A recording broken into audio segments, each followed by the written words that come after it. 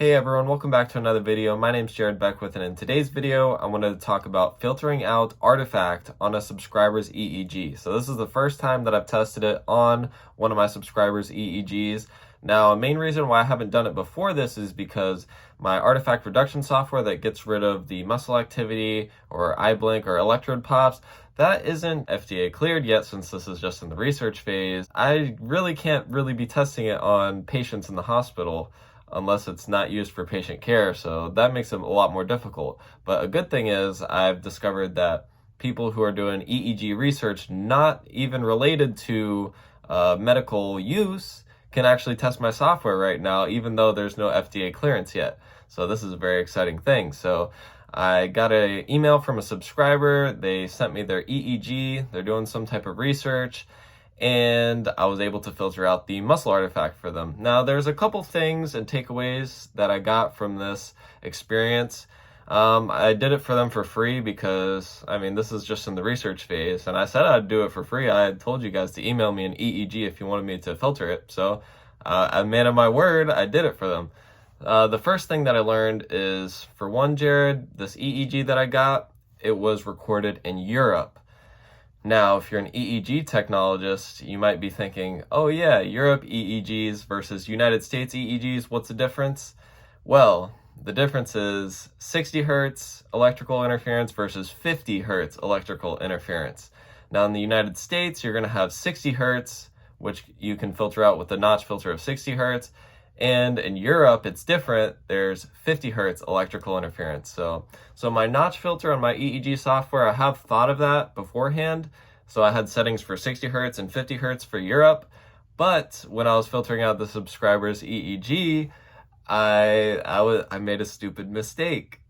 Guys. I filtered out 60 hertz waves, and the EEG was done in Europe. I felt so stupid after that. Oh man, oh yeah, that's not good. But that's some things that I gotta take into account now. If I'm gonna go worldwide, in Europe, I have to take into account the 50 hertz. But that feature was already on my software, but when I was filtering it personally for them, I did 60 hertz instead. I have a very United States-centric mindset. I gotta be thinking bigger, guys. I gotta remember in European countries, there's 50 hertz electrical interference instead of 60 hertz. That's the first thing that I learned. The second thing I learned is that my muscle artifact reduction filter, it filters out a little bit of the brain signal. It's definitely not perfect. If there was a perfect solution to this, it would have been invented a long time ago, guys. It would have just been standard since like the year 2000. But no, there's no easy solution to this, guys. It's artifact reduction filter is going to filter out at least some small portion of brain activity.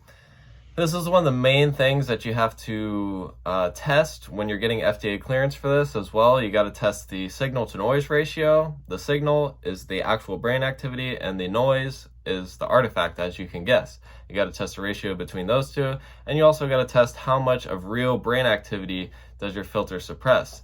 Now, one way to get around this and make it as clear-cut as possible for the doctors who use this artifact reduction filter is to show a grayed out version of the old EEG with the muscle artifact. So you can show a grayed out version of the old EEG, and then the new filtered artifact reduced EEG is just black.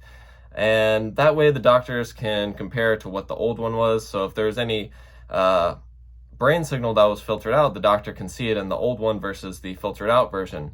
Now, I've been actually using this muscle artifact reduction filter on some ictal EEGs, so seizure EEGs, or at least interictals between seizure spikes. And I was looking at them. I was seeing how much did my filter out the epileptic spikes. Did it filter them out or no? So I was comparing the high frequency filter. When you put it on 15, it makes the epileptic spikes just rounded. It gets rid of the spike. So you don't want that. That's the whole reason why we have to have this better solution, guys. The high frequency filters change the epileptic activity. But if you use this muscle artifact reduction filter, for example, it kept the epileptic spike and wave activity, but on maybe one of the electrodes, the epileptic spike was a little bit less in amplitude, and you could see the old epileptic spike in the gray. It was just, the spike was still there. It was just a little lower amplitude, but a doctor looking at that will be, oh yeah, obviously. And they can see the old EEG as well. So and it's tremendously better than you trying to use a high frequency filter to filter out muscle activity, because this filter specifically targets muscle activity. And yeah, that's the second thing, guys. I got to make sure it eliminates as least brain activity as possible, because that's something the FDA is going to look at. So I'm got to work on that. Another thing is the subscriber's EEG file was a completely different file type. So I made sure that I was able to filter a completely different file type. So they were using MATLAB, which is a good way to do scientific research on EEGs. So, and I was able to filter the EEG data in the MATLAB data file type. So that's interesting. So I'm pretty sure I can read all different file types, whether you're a Natus machine, Neon Coding machine, MATLAB, you're doing some type of research in there, whatever type of machine you got, I could read the file. That's, at least now it's been tested. Yeah, I can read the file and filter it. So that's exciting. And yeah, this is just my first test, filtering out an EEG for a subscriber. So if you're doing some type of research that doesn't involve patient care, just definitely hit me up if you want me to filter out artifact from your EEGs, because I'm still testing it. I'll do it for free still. This is for a limited time, obviously, since I'm in the research phase. If my research can help your research, that's a win-win scenario. That's what I'm saying. And you could just give me valuable feedback, or maybe mention me in your research paper. That would be good.